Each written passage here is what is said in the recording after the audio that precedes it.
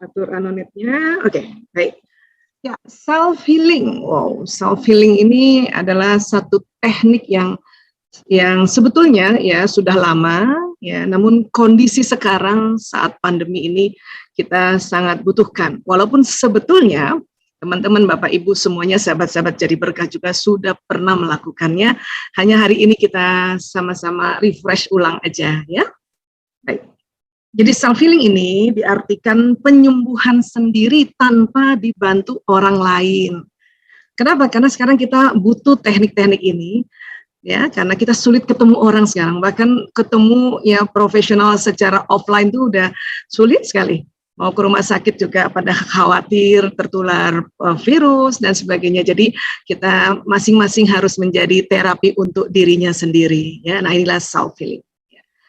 Jadi kalau lebih detailnya ya, self healing adalah sebuah proses untuk menyembuhkan diri seseorang dari luka batin yang mengganggu emosinya ya. Kemudian ya, self healing ini memang juga berguna untuk menyelesaikan kelelahan emosi seseorang.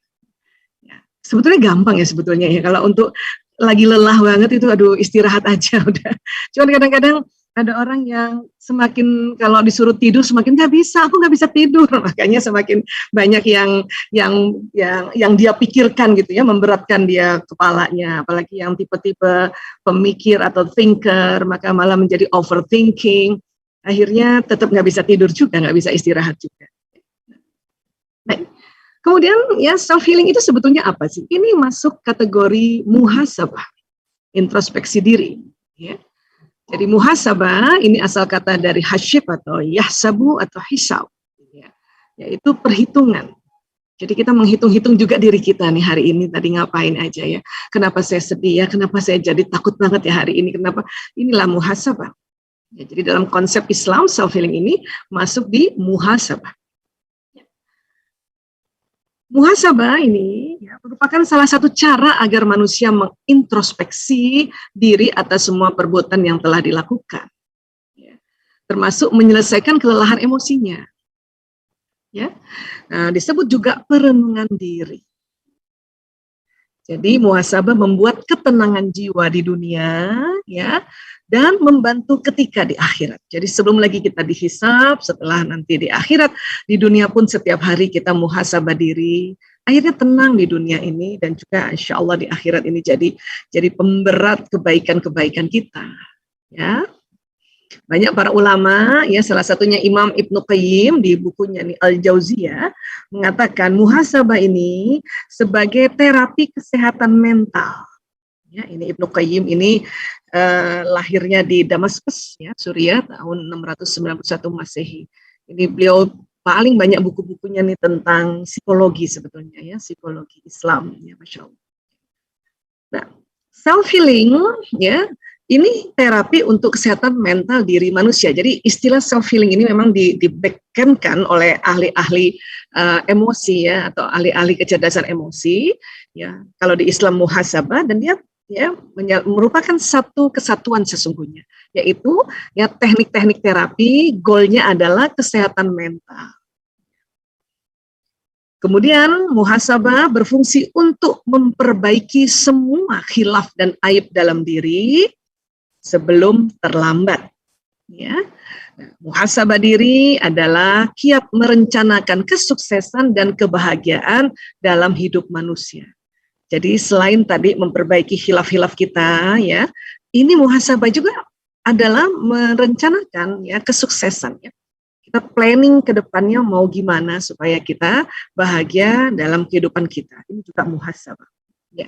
Sehingga muhasabah ini goalnya sebetulnya adalah memaafkan. Ya. Karena kalau kita tidak memaafkan, terutama memaafkan diri sendiri, inilah nanti menghambat-hambat perencanaan kesuksesan ke depan. Ya. Dalam Al-Hasyr ayat 18, Bismillahirrahmanirrahim, hai orang-orang beriman, bertakwalah kepada Allah dan hendaklah setiap diri memperhatikan apa yang telah diperbuatnya untuk hari esok. Ya, jadi ada kata lighadin, ya, Bisa untuk hari esok di akhirat, bisa juga untuk hari esok ini loh. Besok ini kita gimana nih? Besok ini kita ngapain aja? Besok ini kita bagaimana supaya kita merencanakan kesuksesan lagi dan sebagainya dan sebagainya. Dan bertakwalah kepada Allah, sesungguhnya Allah Maha mengetahui apa yang kamu kerjakan. Jadi pada saat kita sudah memperhatikan diri kita, apa yang kita perbuat hari ini dan apa planning besok, selebihnya tawakal pada Allah. Ya. Jadi muhasabah ini yang artinya perenungan diri, ini dalam Islam ini bertujuan memperbaiki satu hubungan kepada Allah, sering ya diistilahkan hablum minallah, kemudian hubungan kepada sesama manusia, hablum minan nas, dan ternyata juga hubungan dengan diri sendiri, hablum minan nafsi. Jadi ada 3 sebetulnya. Inilah yang kita lakukan pada saat self healing, atau inilah yang kita lakukan pada saat muhasabah.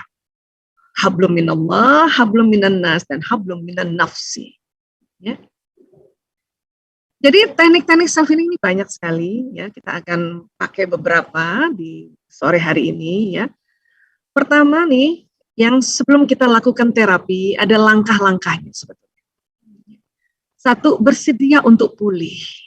Walaupun terkadang ini bukan soal memori atau emosi atau luka yang berat banget gitu. Misalnya capek aja gitu ya, apalagi sekarang nih. Ini kita sekarang banyak sekali, hampir 2 tahun kita ya, masuk ke level fatigue. Kita ketemu via Zoom juga, ini sudah mulai ada namanya Zoom fatigue. Kelelahan karena Zoom gitu. Ya, ini juga harusnya ya di dalam self healing ini atau pada saat kita muhasabah ini dipulihkan. Kenapa? Karena untuk sekarang ini, untuk ya kondisi sekarang ini ya, karena mengingat kesehatan, mengingat juga keselamatan, teknik-teknik pertemuan secara Zoom ini efektif. Hanya kadang kita ada Zoom fatigue. Kelelahan karena Zoom ini, bayangkan cuma duduk gitu ya. Kalau ketemu langsung kan itu lebih dinamis gitu ya, lebih happy dan energi lebih kontak langsung gitu. Tapi sekarang ini coba bayangkan kalau kita tidak bisa seperti ini kayak apa lagi kita nih? Ya bosennya kayak apa? Ini contoh-contoh misalnya ya. Jadi langkah pertama adalah bersedia untuk pulih. Karena ada orang nggak bersedia untuk pulih, maka dia akan terpuruk. Ya. Kemudian siap untuk mengesampingkan ego dan prasangka buruk pada diri sendiri. Jadi kita self healing ini bukan sesuatu bahwa kita ini, aduh kita ini manusia malas, manusia yang nggak tahu diri, bukan itu, bukan. Ya, justru ini diajarkan dalam Islam untuk muhasabah tadi. Kemudian harus ada keyakinan bahwa pemulihan luka batin bisa berhasil, baik yang ringan, menengah, atau yang berat sekalipun. Bisa berhasil ini, insya Allah bisa berhasil. Namun memang tidak perlu menuntut pemulihan yang instan, apalagi yang memang luka badannya berat atau sudah lama banget waktu kecil. Ya. Dan setiap orang memiliki durasi pemulihan sendiri. Jadi ini langkah-langkahnya. Kalau sudah bersedia untuk ini, maka insya Allah luka batin apapun yang kualitasnya mau ringankah, ya, menengahkah atau berat sekalipun, karena sudah bersedia untuk pulih, insya Allah ya dia bisa berhasil. Oke? Apa caranya? Ada namanya istilahnya self compassion. Apa ini self compassion? Ya, memahami keadaan emosi. Boleh kok nangis karena sedih, boleh kok nangis karena khawatir, boleh kok nangis karena cemas, takut, kesel, marah atau nyesel atau apapun emosi negatif. Apalagi kondisi kita ini pandemi ya, terutama yang Juni, Juli kemarin tuh ya Allah ya Rabb. Boleh kok nangis, ada keluarga kita yang sakit.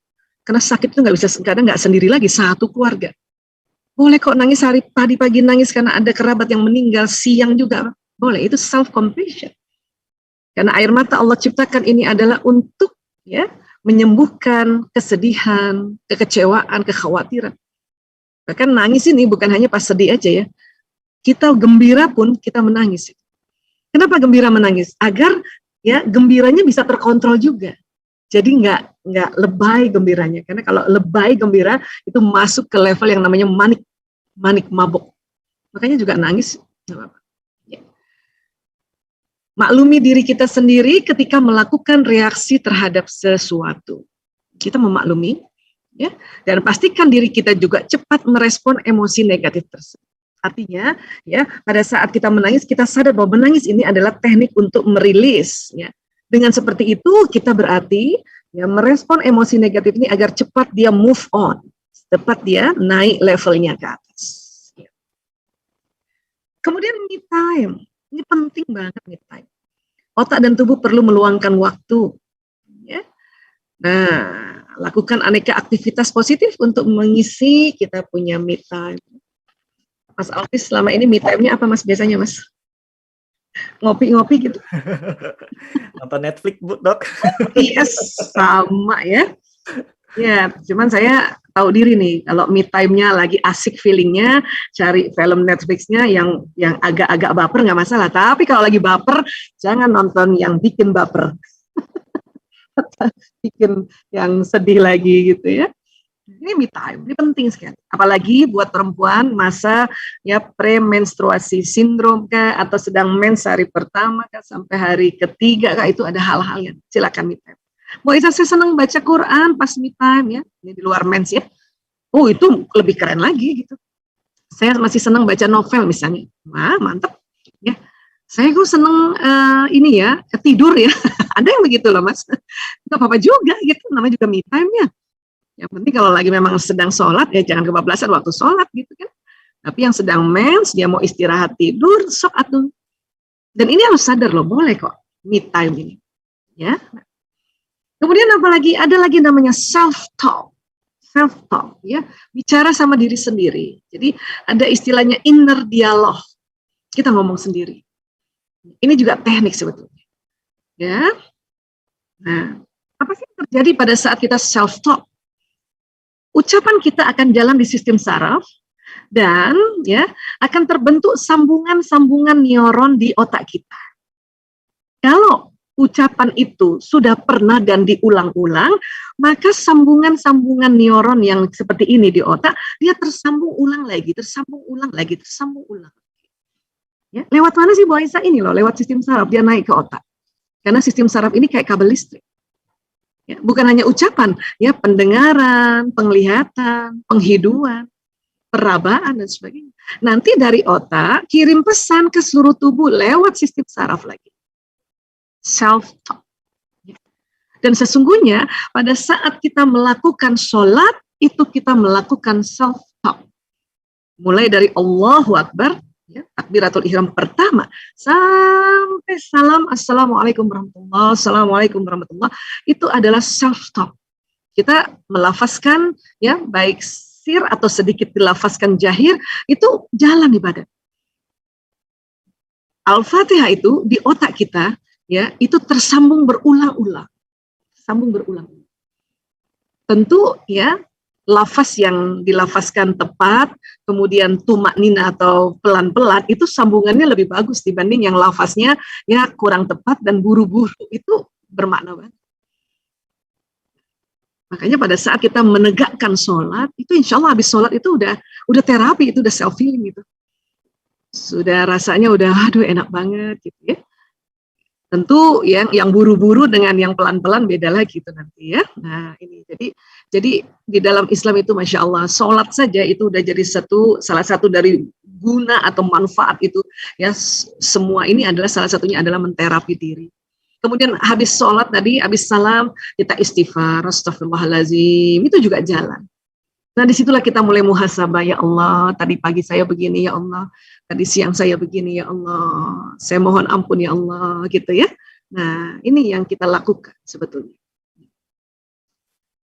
Dan di otak kita sebetulnya banyak memori sejak dalam rahim ibu. Jadi janin ini, otak janin sejak dalam rahim seorang ibu sudah terbentuk memori. Kok bisa? Ya karena apa yang ibunya ya pikirkan, rasakan, ucapkan, itu lewat sistem saraf, itu membentuk memori di janin. Lagi nanti mendengar sekeliling, kalau ayahnya rajin ngomong sama ibunya yang sedang, ya istrinya yang sedang hamil ini, nanti memori di otak janin itu, memori timbre suaranya ayah, ya jenisnya, itu mereka dengar. Hanya ibu hamil yang yang selalu bicara baik-baik, baca Quran atau ya senantiasa mendengarkan tausiah, itu di otaknya anak juga mulai tersambung. Kebalikannya, kalau ibunya ya selalu sedih banget, selalu marah, itu sudah mulai terbentuk memori. Ya, saya Mas Alvis selama ngurus narkoba ya sejak tahun 93. Pada saat saya menterapi hipnoterapi, banyak sekali masalah-masalah mereka bermula pada memori dalam rahim ibunya.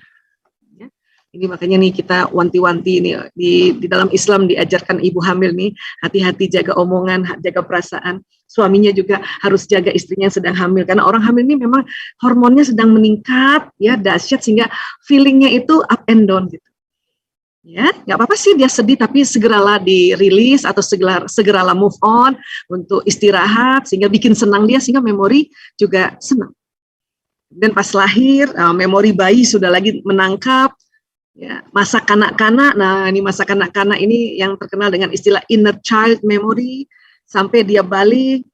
Nah ini kadang-kadang waktu kita kecil, orang tua kita mungkin nggak belajar banyak tentang parenting, dia mentreatment kita dengan tanpa sadar menghardik, ya, tanpa sadar membandingkan dengan saudara yang lainnya, tanpa sadar meremehkan, tanpa sadar, itulah membuat luka di dalam memori seorang manusia. Harusnya orang itu tahu dong, kan itu ibunya, pasti ibu-ibu itu semuanya baik. Iya, tahunya pas besar. Pas udah mulai ngaji, pas udah mulai di sekolah diajarin oleh Bapak Ibu guru kah, oleh para ustadz. Waktu dia kecil, ya belum ada ilmu yang banyak di otaknya, di hardik ibu dan ayahnya, itu sudah tersambung memori kesedihan. Inilah yang harus disadari pada saat kita dewasa seperti ini, kita perlu self-healing. Kenapa? Apalagi memori inner child. Ini nanti bisa terekam di otak manusia, nanti pada saat dia jadi orang tua, berulang lagi pola parentingnya kepada anaknya. Ntar anak juga begitu nanti sama cucu, cici, dan sebagainya. Jadi lingkarannya terus-terusan. Ini harus diguntingin.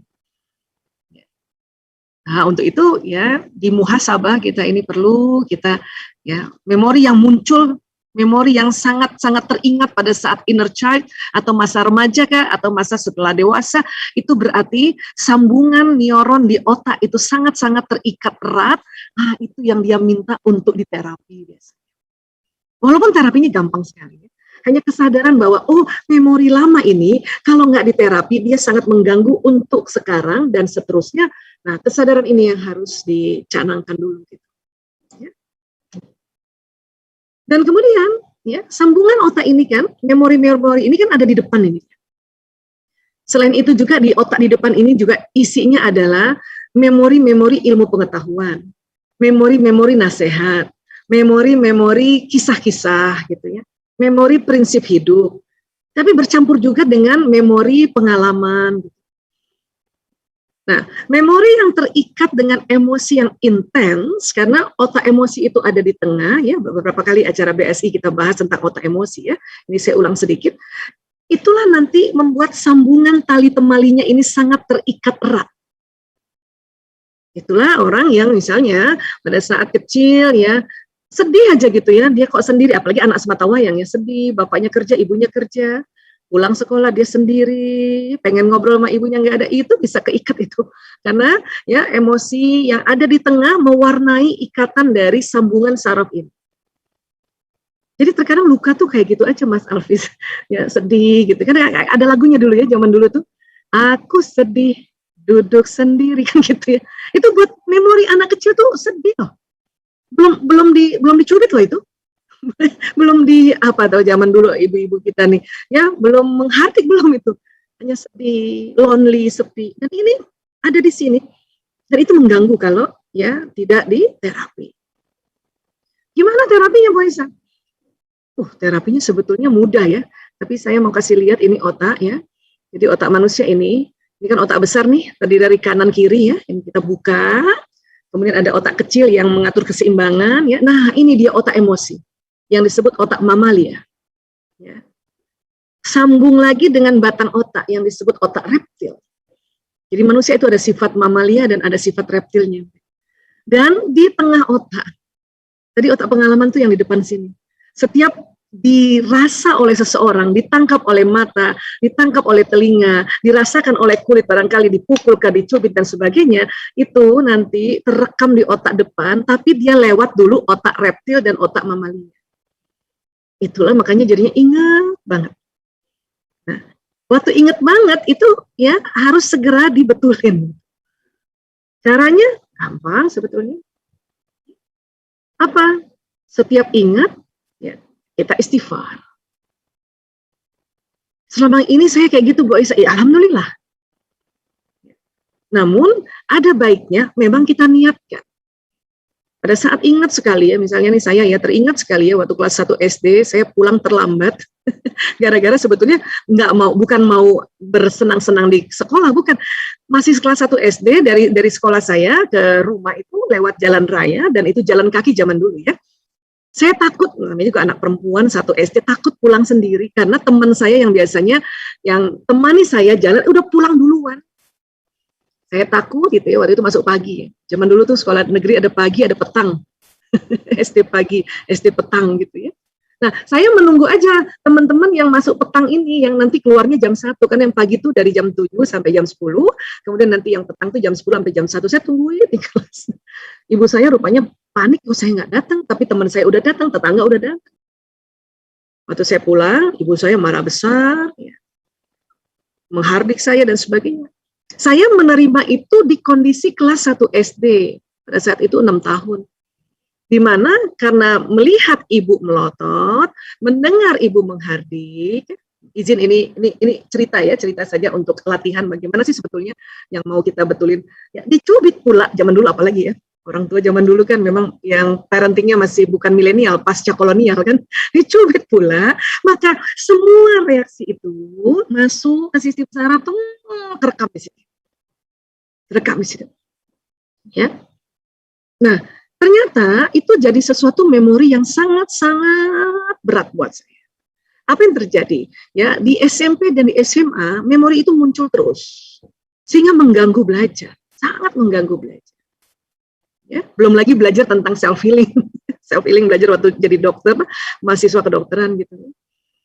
Tapi ganggu gitu. Walaupun tahu ya, diajarin waktu sama guru SMA, itu ibumu, harus kamu berbakti, yang melahirkanmu, yang tahu itu juga ilmu yang ada di otak. Cuman terlanjur kelas waktu 1 SD 6 tahun itu ada sambungan di otak yang terikat kuat. Maka nanti pada saat sudah masuk kuliah ada belajar tentang self healing. Caranya adalah itu tadi. Ya, diminta kita muhasabah, pada saat muhasabah, memori yang sangat ingat itu kita hadirkan kembali.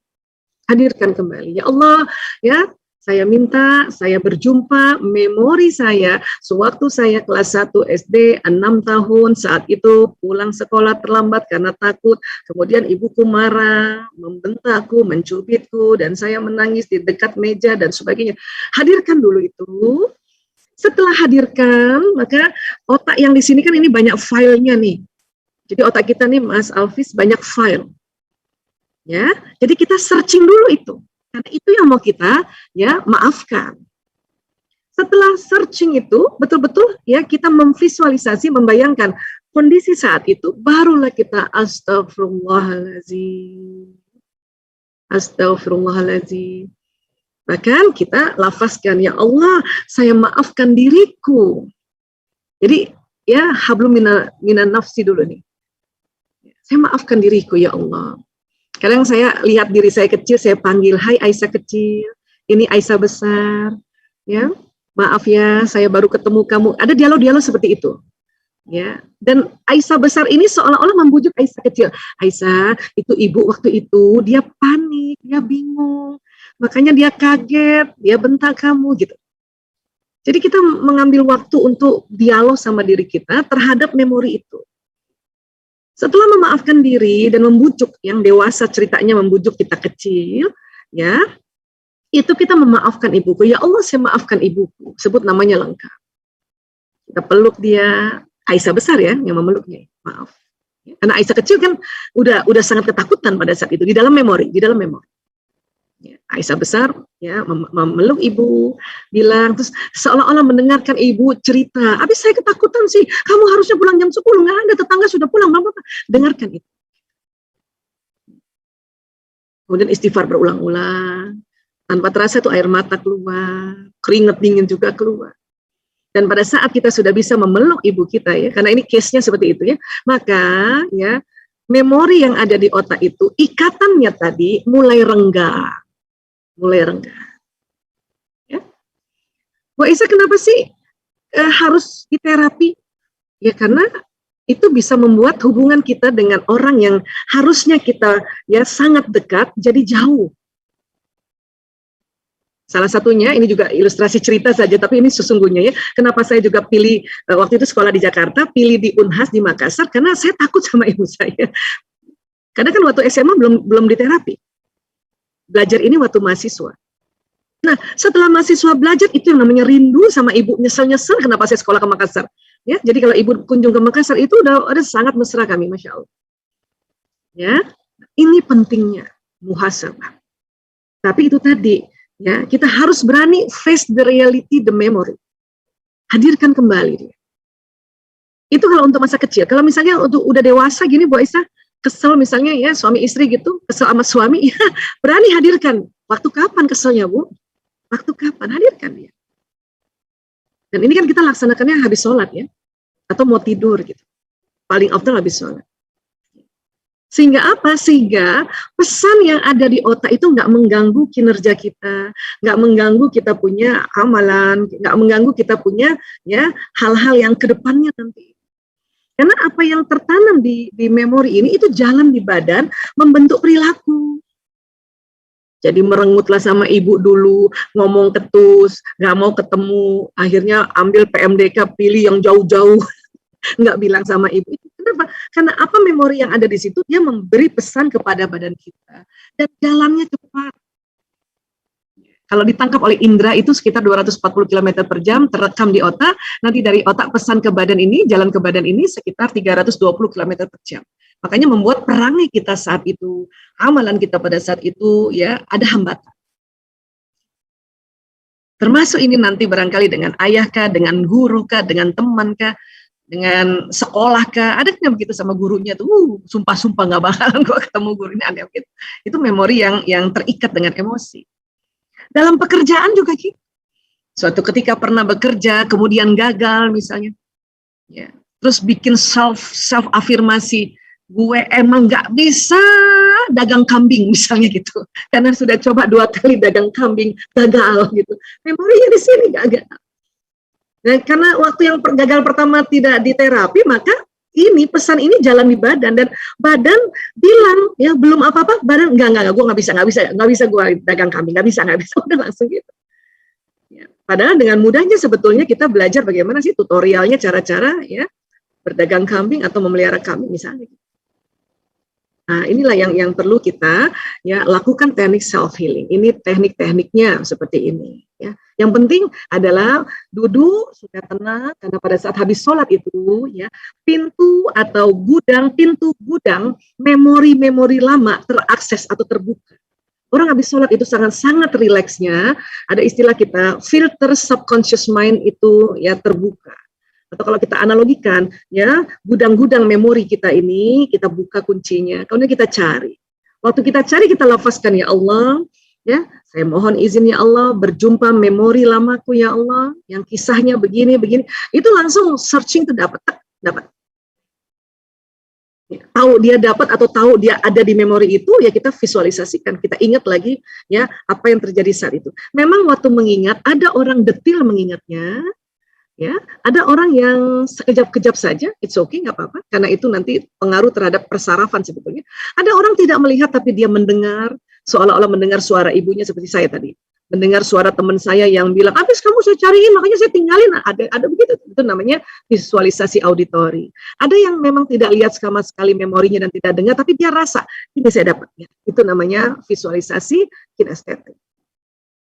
Nah, inilah yang harus kita lakukan sebetulnya. Ya, terutama yang sangat-sangat diingat. Bu Isa, saya udah nggak ingat apa-apa tuh, alhamdulillah, berarti selama ini ya Anda tidak terlalu terikat kuat memorinya. Dan karena kita sudah sholat, ya, maka kita sebetulnya sudah memaafkan. Hanya ada hal-hal yang sangat terikat kuat, itu harus ditambahkan muhasabah. Oke? Oke, nah sekarang teknik lain gimana Bu Aisyah? Teknik lain ya. Nah, kita akan cerita dulu tentang kolbu ya, karena seluruh badan kita ini ya, selain tadi dikoordinir oleh otak, ini juga dikoordinir oleh yang disebut kolbu. Ya. Dan kalau bicara kolbu ini, kita ya sepakat organnya merujuk ke jantung. Karena para ulama sudah mengatakan kolbu itu jantung. Salah satunya Imam Al-Ghazali dalam bukunya Penyucian Jiwa. Kolbu adalah daging yang bersuhu panas berbentuk kusam, berada di sisi sebelah kiri dada. Kolbu berongga dan di dalamnya berisi darah hitam sekali. Kalau organ yang ada di dada itu ada dua, ada paru-paru, ada jantung. Tapi paru-paru kiri kanan. Dia nggak berongga dan tidak isi darah kalau paru-paru, isinya udara. Nah, kalau begitu, ya organ apa lagi yang ada di dada? Jantung. Jantung memang di tengah, tapi dia cenderung ke kiri. Dia berongga dan di dalamnya ada darah yang hitam sekali karena dia berkumpul ya darah di dalam rongga jantung ini. Memang jantung itu kusam karena dia dilumuri lemak jantung. Ya, nah ini. Jadi disepakati kolbu nih yang ada di sudur ini adalah organnya jantung. Kenapa? Karena ya selama ini kita tahu juga jantung punya fungsi yaitu sebagai organ pemompa darah ke seluruh tubuh. Yang membawa nutrisi, membawa oksigen, membawa karbon dioksida nanti yang pembuluh darah balik yang warnanya biru atau vena, membawa hormon, membawa zat kimia lainnya, membawa mineral, vitamin dan sebagainya. Ya, ini jantung ya. Nah, kemudian ternyata di jantung itu menurut penelitian tahun 91 oleh Dr. J. Andre Armour ada otaknya sendiri jantung. Kenapa Bu Aisyah? Iya, tadi kita belajar otak kita itu ada neuron tadi itu yang ada kabel-kabelnya jumlahnya 100 miliar. Di jantung juga di daerah serambi kanan atau atrium dextra kanan ini ada jumlahnya 40.000. Satu neuron kerjanya kayak satu komputer yang tercanggih. Kalau di otak ada 100 miliar komputer, di jantung ada 40.000. Di dalamnya ada sistem, di dalamnya ada data-data. Data-data memori di otak, data-data memori juga di kolbu kita. Yang unik adalah di kolbu juga ada suara Tuhan, kata Imam Al-Ghazali. Ya, baru ditemukan tahun 91. Apa Bu Aisyah? Ada patron. Ya, ada pola di dalam otaknya jantung kita, pola-pola ya, sifat-sifat ya, ketuhanan yang ada di dalam kolbu kita. Cuman patron itu, pola itu akan diperkuat dengan pembelajaran saat kita dari kecil sampai besar. Rajinnya kita baca Quran, ya, melafazkan zikir, itu memperkuat patron atau memperkuat pola yang ada di dalam ya kolbu kita ini. Daerah sini nih. Imam Al-Ghazali itu tahun 1110 Masehi itu sudah bilang di situ ada suara Tuhan di kolbu kita itu. Hanya baru tahun 91 ditemukan. Allahu Akbar. Ya. Jadi di otak kita pada saat kita tadinya menangkap lewat mata, telinga, penghidupan, pengecapan, ada kulit, dia terbentuk memori di otak, makanya tersambung-sambung seperti ini karena dia ada loncatan listrik terjadi ya sambungan kabel ya. Dan juga di jantung kita terjadi sambungan-sambungan. Bahkan ada pola yang ada di sini diperkuat lagi polanya itu di situ. Maka kalau kolbu kita bicara sama otak kita atau yang disebut suara kolbu itu betul ada. Rasulullah SAW kolbunya yang dibersihkan, terutama yang ini, ya, dibersihkan di patron sebelumnya itu pada Rasulullah masih di alam azali itu sudah ada ya, sudah dipatron oleh Allah, dipatron lagi, Masya Allah, diperkuat lagi, ya. Makanya luar biasa Rasulullah SAW. Nah kalau kita patronnya diperkuat dengan apa? Dengan belajar, ya. Dengan apa? Ya ini mengkaji, mengaji.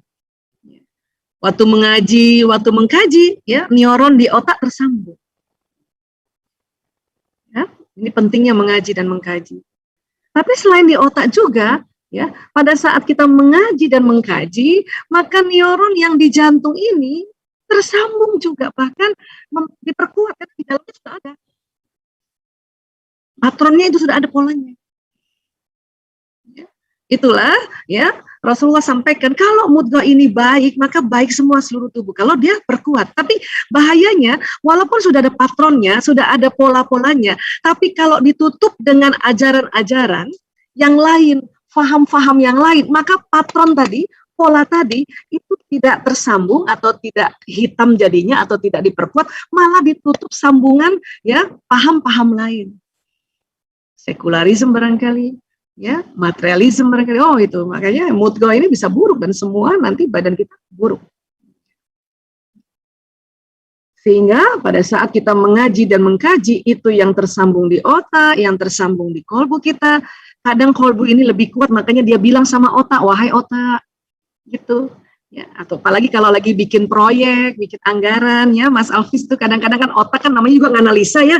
Ya, mungkin keuntungan di markup habis gitu ya, terus kata kolbu jangan gitu. Jangan gitu, orang lagi susah gitu kan. Ya, apalagi kalau kita belajar tentang sedekah tadi ya, bahwa dengan sedekah malah memperpanjang, memperbanyak, membuka pintu rezeki. Ini nanti kolbu yang bilang sama otak, wahai otak, ya sok atau otak, berbagi dulu, nanti pintu rezekimu terbuka. Itu nanti kolbu ngomong sama otak. Ya, jadi ya antara otak dengan kolbu itu dia ada ikatan. Terkadang manusia senantiasa begini nih Mas, memikirkan tentang apa yang dipikirkan. Jadi otak kita lagi mikir tentang yang dipikirin gitu ya, gitu. Kan ada tuh yang kayak gitu ya kita ya. Memang kita begitu ya. Satu ketika memikirkan tentang apa yang dirasakan, bisa tiba-tiba nggak enak perasaannya. Baru dipikirin, kenapa ya aku nggak enak ya? Jangan-jangan ada yang sakit nih misalnya gitu. Kalau memikirkan apa yang dipikirkan ya, kita lagi mikir tentang ya kita sedang merancang sesuatu gitu. Lagi ngapain Bu Isa? Saya lagi mikirkan gimana modul buat besok. Namanya memikirkan apa yang dipikirkan. Ya, kalau memikirkan tentang apa yang dirasakan itu biasanya tiba-tiba aduh deg-degan kenapa aku ya? Atau hangat badan, kenapa hangat badannya? Nah, kita pikirin, ya. Kenapa dia? Oh, demam. Gitu. Kemudian manusia juga senantiasa merasakan tentang apa yang dipikirkan. Jadi yang dipikirin ini muncul, pikiran-pikiran muncul, ya itu dirasakan pakai kolbunya. Ya. Dan terakhir juga manusia merasakan tentang apa yang dirasakan. Aku tuh kesel banget kenapa aku marah. Oh itu namanya merasakan tentang apa yang dirasakan. Nah ini kita gitu. Sering kita terjebak ini, keikat-ikat ini antara empat ini. Terutama ini, merasakan tentang apa yang dipikirkan. Terutama orang-orang yang overthinking, mikir terus, ada masalah mikir. Bukan lagi memori lama, yang sekarang gitu, sekarang. Lagi kepikiran apa, kepikiran gitu ya. Nah, ini yang nanti saya mau minta izin Mas Alvis di contoh, sebagai contoh. Boleh ya Mas ya? Ya, karena gini Mas, otak ini karena ada sambungan listrik, maka sebetulnya otak kita itu nanti sambungan listriknya itu membentuk gelombang. Dan dia mempengaruhi sekeliling. Jadi pikiran-pikiran kita tuh mempengaruhi sekeliling kita karena ada listrik yang di otak ini dia keluar dalam bentuk gelombang. Kalau pikiran kita ya lebih banyak hal-hal yang baik atau positif, maka sekeliling ini nanti terasa pikiran-pikiran baik ini, pikiran-pikiran semangat ini. Atau kalau kita sebut prasangka, prasangka itu terdiri dari pikiran dan perasaan. Prasangka terbagi dua, ada husnu, ada su'u. Kalau husnuzonnya yang lebih banyak, ya, karena nggak mungkin 100% husnu ya. Kalau komposisi husnuzonnya yang lebih banyak, maka ini pengaruh sekeliling kita. Oke, nah ini brainwave ya. Nah, dan ternyata ditemukan juga jantung mempunyai medan elektromagnetik 5.000 kali lebih besar daripada otak. Jadi jantung ini atau perasaan kita itu lebih power lagi. Dia 5.000 kali dia. Karena jantung tadi ada listriknya juga. Memang 40.000, tapi di jantung ini ada S-anode namanya, ada pacemaker alami yang membuat jantung itu ada listriknya itu, makanya kalau kita di EKG keluar tuh kan, dan bikin jantung deg deg itu listrik semuanya, dan lebih kuat dari otak, sehingga ya jantung ini bisa mengirimkan pesan juga sekeliling. Bahkan di Institut Harmed ditemukan bahwa jantung bisa bicara dengan jantung orang lain. Bahkan jantung bisa bicara dengan brain atau pikiran orang lain. Untuk itulah, karena kita sering muncul kepikiran banyak hal, ya, tanpa terasa kepikiran-kepikirannya itu membuat ya perasaan itu yang lebih cenderung ke negatif. Dan khawatirnya perasaan negatif itu nanti terbroadcast. pergi ke orang yang kita sedang pikirkan yang mempengaruhi perasaan itu. Ya, nah sekarang Mas Alvis mohon izin, ini minta kesediaannya dulu ya di jamaah Zoom-nya ada 513 orang nih Mas. Iya betul dokter. Ya, bersediakah untuk kita sama-sama terapi gitu ya? Paling enggak untuk apa yang dipikirkan saat ini atau minggu-minggu ini. Ya? Oke. Nah, oke. Yang di YouTube ya juga banyak ya. Jadi ini disclaimer dulu nih. Oke, Mas Alvis. Beberapa hari ini lagi banyak pikiran nggak? Iya, sedikit. Tapi nggak berat-berat amat sih. Nggak berat-berat amat. Yang apa sih pikirannya? Boleh saya tulis ya? Boleh saya tulis sih? Boleh. Ya, oke. Apa sih? Lagi mikir apa sih? Lagi mikir apa? Lagi mikirin project. Oke, pekerjaan kah? Pekerjaan, iya. Ya, boleh ya tahu apa pekerjaannya? Saat ini tuh saya diamanahkan untuk bersama tim dalam project dengan kerjasama dengan satu lembaga sosial juga, dokter. Oh gitu, baik. Apa yang kepikiran dengan project ini? Apa yang kepikiran? Yang munculnya pikirannya apa? Yang muncul buat saya itu bagaimana strategi project ini cepat jalan dan berhasil. Oke, strategi bagaimana strateginya supaya berhasil gitu ya? Iya. Ya, bagaimana strategi supaya berhasil? Oke, strateginya ya. Terus ada kepikiran lain nggak? Membangun kolaborasi. Itu memang agak butuh ini ya dok ya, butuh seni ya. Ya, kolaborasi. Ya. Jadi kepikiran ini ya gimana caranya collab ya? Bisa berkolaborasi dengan baik gitu dan tujuannya bisa tercapai bareng-bareng gitu. Ya. Kalau lagi mikir bagaimana kolaborasi, perasaannya agak enak atau agak nggak enak? Agak mikir sebetulnya. Nggak khawatir ya? Oke, ya. Justru itu ya. Jadi pikiran yang muncul ini mau kita rasa. Ya, nah biasanya rasa itu ada dua aja tuh, lebih nggak enak sama lebih enak. Kalau lagi mikir bagaimana strategi muncul apa? Agak kurang enak sih. Ya, oke, nggak apa-apa. Ini justru mau dibantu untuk nanti kita bisa mengaktifkan kita punya perasaannya, Mas Alvis punya perasaan. Waktu mikirin kolab juga kan agak stres gitu ya, aduh nggak enak banget nih. Karena kan mikir ya gimana kolaps lagi pandemi gini lagi. Iya, betul dok. Itu ya. Apalagi yang kepikiran? Bagaimana nanti ini ya terakhir itu actionnya nanti seperti apa? Jadi realisasinya nanti seperti apa dari rencana ini gitu? Kalau mikir realisasi khawatir atau lebih enak gitu? Lebih tidak enak apa lebih enak? Tetap sama, lebih tidak enak sih. Tidak enak ya. Tapi itu kan poin ininya dok ya, apa namanya persentasenya kan mungkin ada yang dominan, ada yang minor gitu ya kan? Ya. Apa? Jadi ini teknik adalah, jadi kalau ada sesuatu yang kita sedang hadapi, kan muncul tuh pikiran-pikirannya di Mas Alvis nih, ya kan? Nah ini kita identifikasi. Oke. Kaitannya pikiran yang muncul dengan perasaan yang lebih enak atau enak nggak ya gitu ya, lebih tidak enak atau lebih enak gitu. Ya, pastinya lebih banyak perasaan yang tidak enak. Karena kan kita belum tahu mau ngapain kan sebetulnya dengan kondisi sekarang gitu kan. Nah, di antara yang nggak enak ini terus kita cari Mas, pikiran, ada nggak pikiran kalau itu yang dipikirin itu perasaannya lebih enak dikit. Di kolaborasi saya lebih terasa lebih ringan. Kalau mikir itu ya? Iya. Jadi kolaborasi ini ada dua ya jadinya ya. Ada yang bikin nggak enak, pikiran apa? Kalau kolaborasi yang bagaimana? Yang bikin nggak enak? Timnya kurang suportif gitu, maksudnya kurang aktif gitu.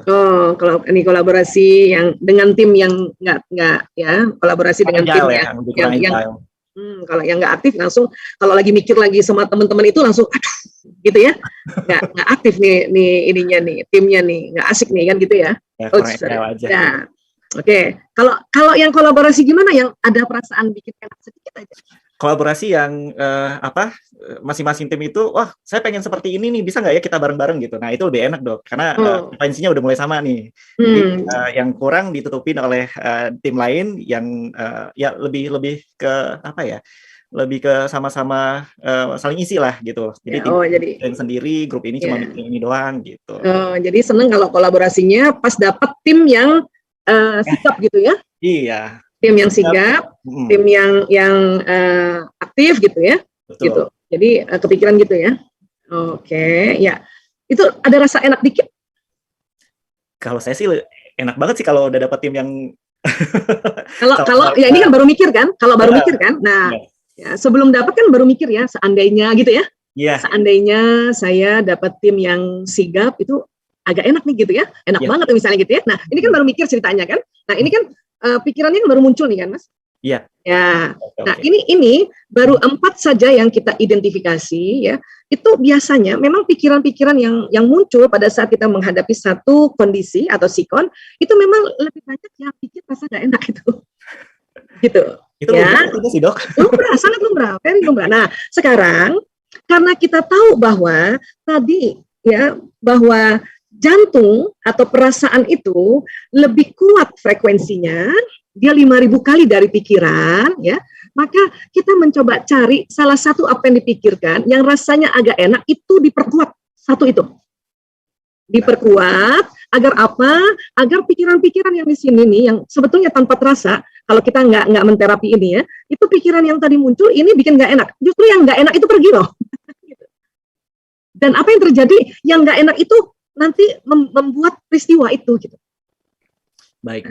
Nah, jadi caranya gini Mas, ya boleh ya izin ya saya stop share saya. Ya, oke, Mas Alvin boleh tarik nafas, tenangkan diri. Kayaknya sih udah tenang sebetulnya. Oke ya, tarik nafas panjang. Ya, kalau kursinya ada senderan boleh agak sender dulu sedikit. Nggak pakai kursi Dok. Oh nggak pakai kursi, ini mau berdiri. Enggak sih, duduknya memang tidak pakai sandaran. Oke, nggak apa-apa ya. Lebih. Oke, boleh tarik nafas dulu. Ya, tarik nafas panjang dari hidung, buang lewat mulut. Oke, lagi tarik nafas panjang, buang lewat mulut.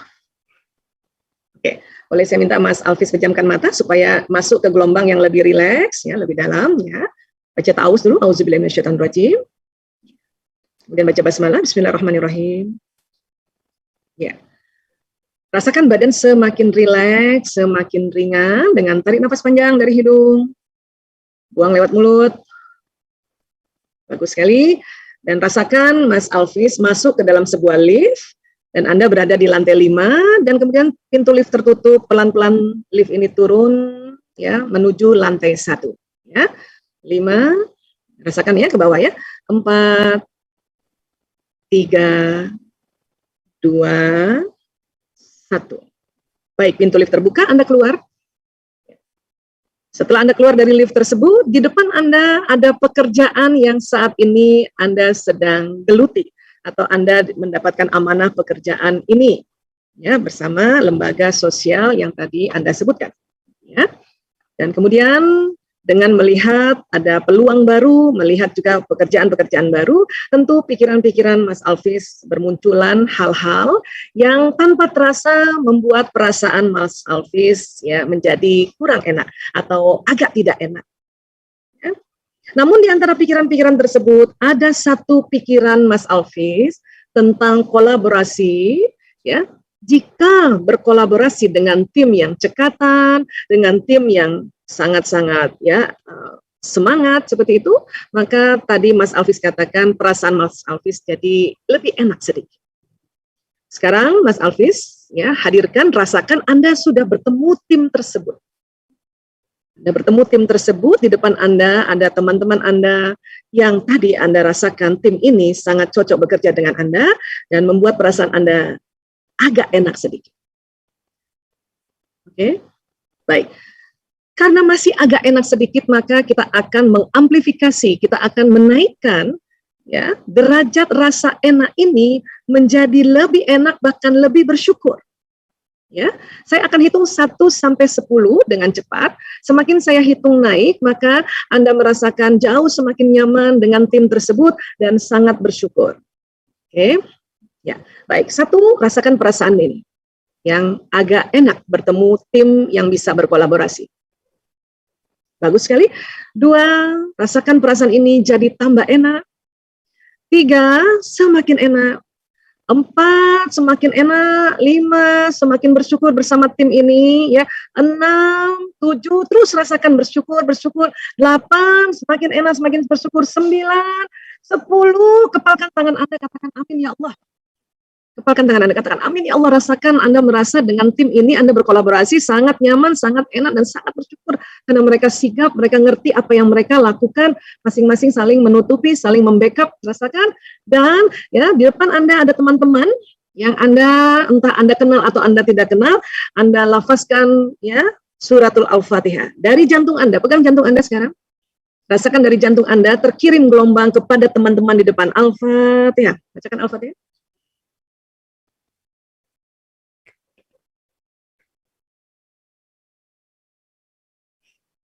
Ya sudah, bacakan salawat Allahumma shalli wa sallim ala sayyidina Muhammad. Ya, rasakan Anda kirim satu persatu teman-teman Anda. Allahumma shalli wa sallim ala sayyidina Muhammad. Ada yang Anda kenal, Anda belum kenal, tapi Anda merasa tim ini di depan ini, ya, ada di depan Anda, dan Anda kirimkan salawat Allahumma shalli wa sallim ala sayyidina Muhammad. Allahumma shalli wa sallim ala sayyidina Muhammad. Kepala kan lagi tangan Anda dua-duanya. Amin ya Allah. Terima kasih ya Allah. Engkau mempertemukan tim kami yang berkolaborasi dengan sangat cocok, sangat pas, ya, saling membackup, saling mensupport, yang membuat pekerjaan Anda ini semakin maju, semakin sukses, dan semakin menyenangkan. Kepalkan amin ya Allah. Amin. Amin ya Allah. Amin. Amin. Bagus. Sekarang tarik nafas panjang lagi dari hidung. Buang lewat mulut. Lagi tarik nafas panjang, buang lewat mulut. Baik, terima kasih. Dan sekarang Anda masuk kembali ke dalam lift. Dan lihat di dinding lift ada lantai 1 tertulis 1. Kita akan sama-sama naik ke lantai 5. Pada lantai 5 nanti pintu lift terbuka.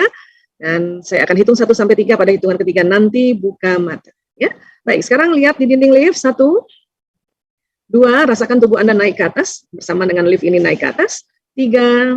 Bagus sekali. 4.